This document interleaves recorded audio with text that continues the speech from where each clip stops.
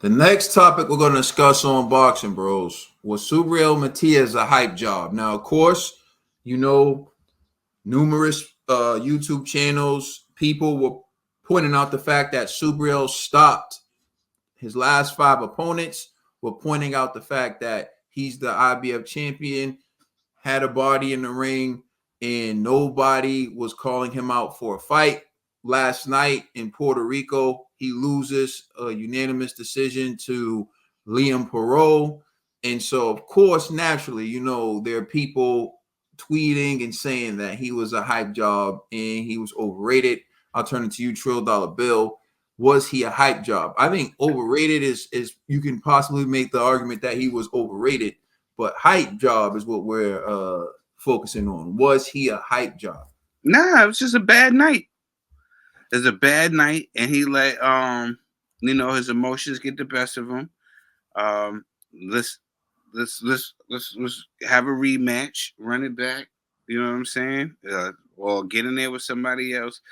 But nah, I just think it was a bad outing. I don't call a person a hype job after one loss. You know what I'm saying? Yeah, oh, he just throw the whole fighter away. You know what I'm saying? You know what I'm saying? Like, nah.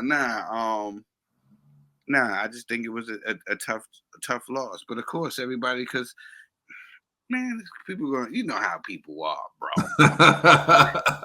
You know what I'm saying? And the top dogs are still not going to call him out because he's still a threat.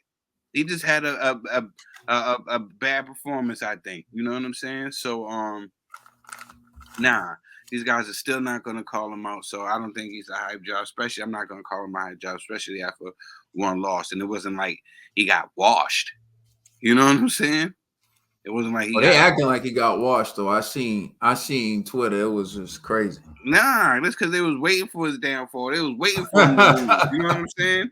Like, for real. So they're gonna make it seem like he got washed. It wasn't no wash. It was a tough fight, and he lost. You know what I'm saying? I'd love to see him again.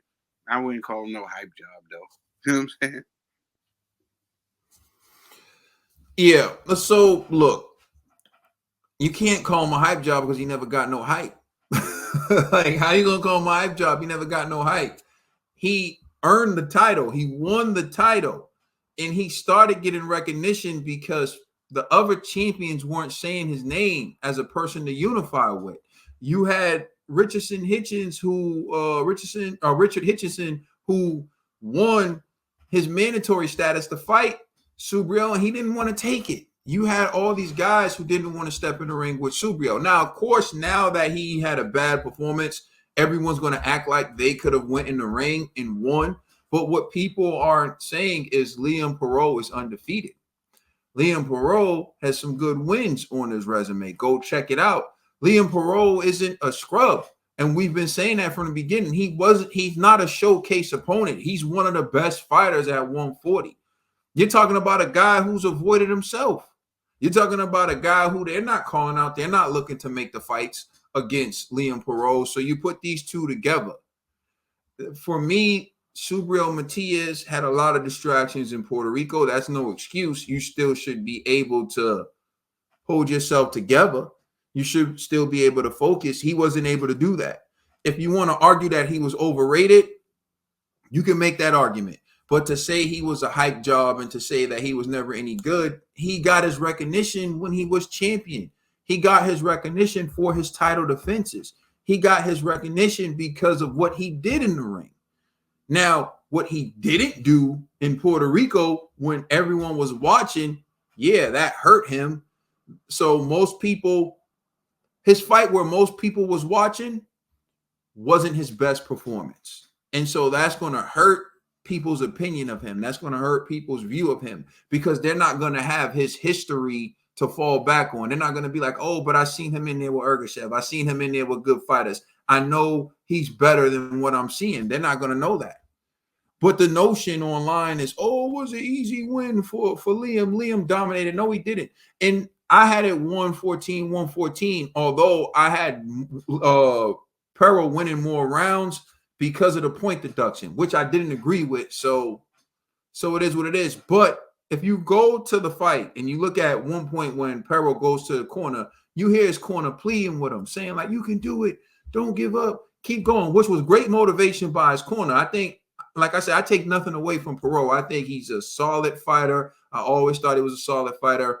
Like I pointed out, he's no easy touch, but it wasn't like he walked through Matias and it wasn't a tough fight for him. He knows it was a tough fight for him. He admitted it was a tough fight for him. Like he didn't walk out of there with no damage and like he didn't go through the fire. Yeah, he had a fight to win. So don't take it away from him by making it seem like it was cake. Nah, he showed a lot of grit. He showed a lot of guts. He showed he's a true champion. But is Matias a hype job? No, he lost to a good fighter, an undefeated fighter who has good wins, who's known in the boxing community from flying from Australia to go spar the best fighters in the division and give him the business. So what are we talking about? Like, to say that he's a hype job, you're just looking to hate. Now, if you want to say he was overrated, absolutely. I even overrated him based on his performance against Liam Paro, but he's certainly not a hype job. And if he is a hype job, again, I would love to see Regis Prograis, Richard Hitchison, Devin Haney, Teofimo Lopez. I would love to see all of them get in the ring, improve it, because we're going to talk about that in the next segment when we dive into the 140-pound division a little more deeply, but they got the chance to prove it. Shout out to Australia. Australia, stand up. I got a chance to, you know what I'm saying, get another one. Get another Y'all better stop sleeping on the Australians, man. They coming in. You know what I'm saying? Down under, mate. You know, let us know how you feel in the comment section. Check us out on Instagram and Twitter, and please check out our podcast on all major streaming services. I'm the commissioner, Trill Dollar Bill. It's my brother Caden. You see above me, it's G LLG G Block.